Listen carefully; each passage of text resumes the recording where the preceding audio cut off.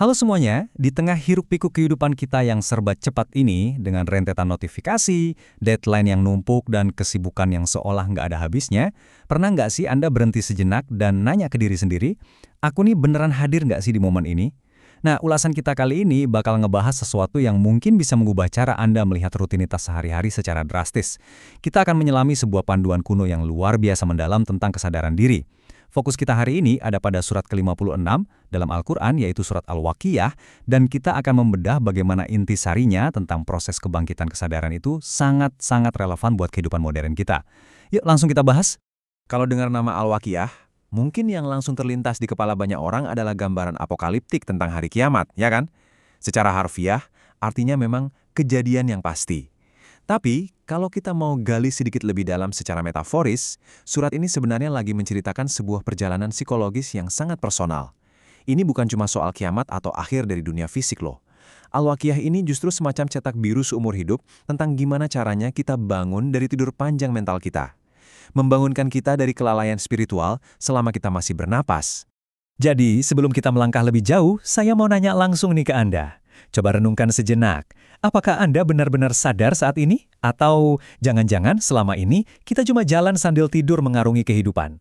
Serius deh, ini bukan sekedar pertanyaan numpang lewat. Banyak banget dari kita yang hidupnya berjalan di mode autopilot.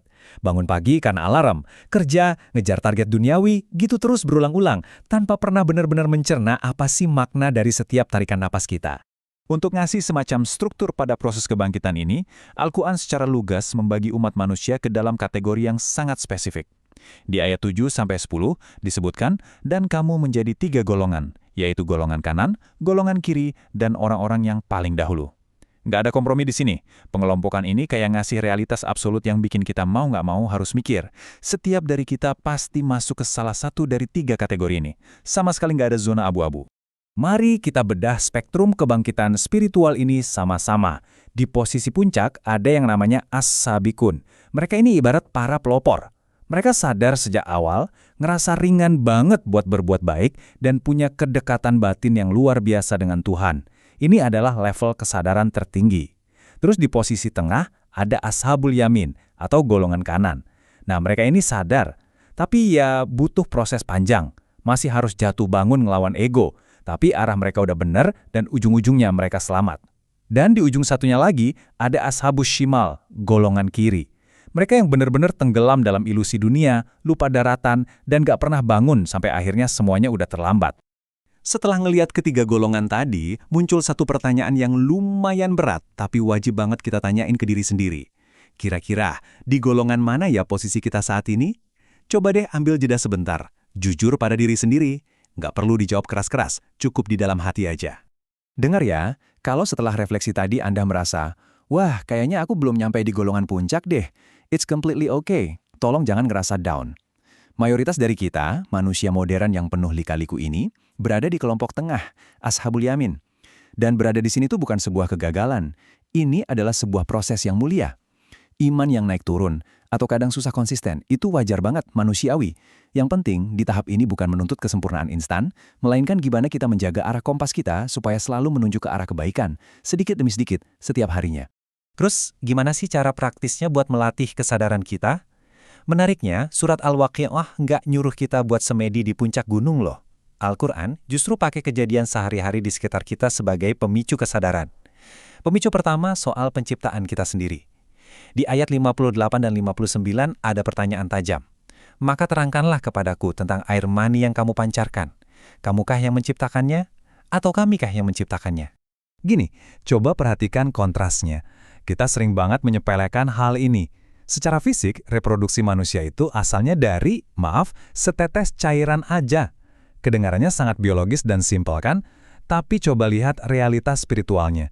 Dari setetes cairan sederhana itu, Tuhan merakit sebuah entitas yang sangat kompleks bernama manusia. Ada triliunan sel yang bekerja, ada sistem saraf, emosi, sampai kecerdasan otak yang luar biasa.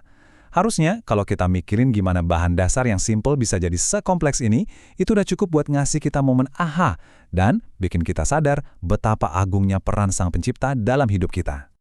Oke, dari tubuh kita sendiri, kita geser ke pemicu kesadaran kedua. Sesuatu yang super remeh dan hampir tiap hari kita lihat di dapur. api. Ayat 71 dan 72 nyanyi gini, "Maka terangkanlah kepadaku tentang api yang kamu nyalakan. Kamukah yang menumbuhkan pohonnya, atau kamikah yang menumbuhkannya?" Lihat gimana hal yang paling receh bisa jadi jembatan kesadaran. Tiap pagi, kita cetek kompor gas buat masak air atau bikin kopi. Kita mikir, ini kan sekedar alat teknologi. Padahal ada berkah yang luar biasa panjang di baliknya.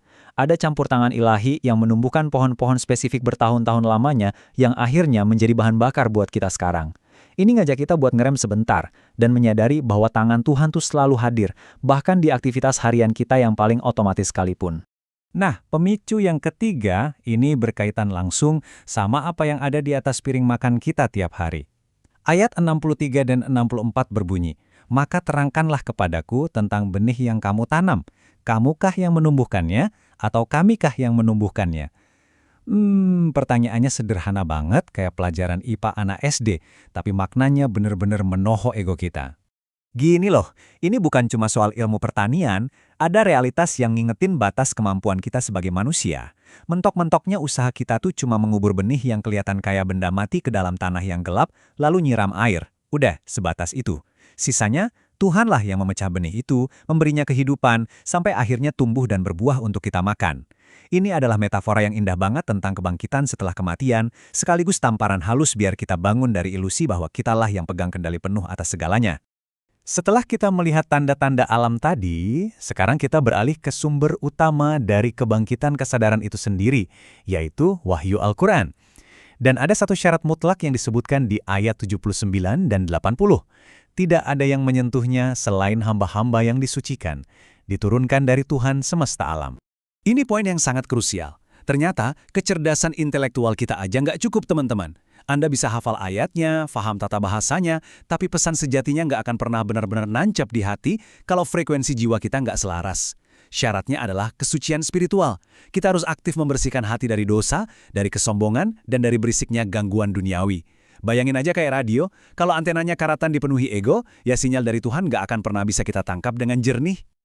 Sekarang kita masuk ke bagian yang paling mendebarkan, sebuah kenyataan absolut yang sering banget kita pura-pura lupa, kematian. Di ayat 83-87, Al-Quran benar-benar menantang kedikdayaan manusia di detik-detik paling kritis. Maka, mengapa ketika nyawa sampai di kerongkongan? Kamu tidak mengembalikannya jika kamu orang yang benar? Ayat tadi nunjukin dua realitas yang bertolak belakang, kesadaran paksa dan kesadaran pilihan. Kematian itu adalah pemicu kesadaran paksa. Saat momen itu tiba, semua tabir ilusi duniawi yang kita kejar mati-matian bakal runtuh. Kita pasti akan bangun dan sadar 100%, tapi saat itu waktu kita udah habis. Gak ada lagi yang bisa diubah. Sebaliknya, kesadaran pilihan adalah apa yang bisa Anda lakukan sekarang ini. Sebuah keputusan berani buat bangun, buka mata, dan menghadapi realitas. Selagi jantung masih berdetak dan kita masih punya kendali buat memperbaiki arah hidup kita. So, dengan semua pembahasan tadi, gimana langkah konkret kita mulai hari ini? Tenang, ada 5 langkah praktis yang bisa langsung Anda terapkan. Pertama, jujur aja sama kondisi spiritual Anda sekarang. Nggak usah pakai tameng pembenaran. Kedua, jangan nyerah kalau masih sering gagal. Konsistensi itu kuncinya. Ketiga, biasain merenungkan tanda alam di rutinitas harian Anda, kayak pas lagi minum atau makan. Keempat, persiapan menghadapi maut. Hiduplah dengan tujuan yang jelas, bukan kayak orang yang bakal hidup selamanya. Dan yang kelima, terus bersihkan hati supaya pesan-pesan ilahi bisa masuk dan nge-charge jiwa Anda secara maksimal. Sebagai penutup dari eksplorasi kesadaran kita kali ini, saya mau ninggalin Anda dengan satu pertanyaan yang semoga bisa terus terngiang di benak Anda. Maukah Anda bangun sekarang menggunakan kesadaran pilihan Anda sendiri selagi masih ada waktu? Ataukah Anda lebih memilih menunggu sampai akhirnya tersentak bangun secara paksa tanpa daya di akhir hayat nanti? Keputusannya ada di tangan Anda dan waktunya untuk mulai adalah sekarang. Terima kasih sudah menyimak ulasan ini dan sampai jumpa di pembahasan kita berikutnya.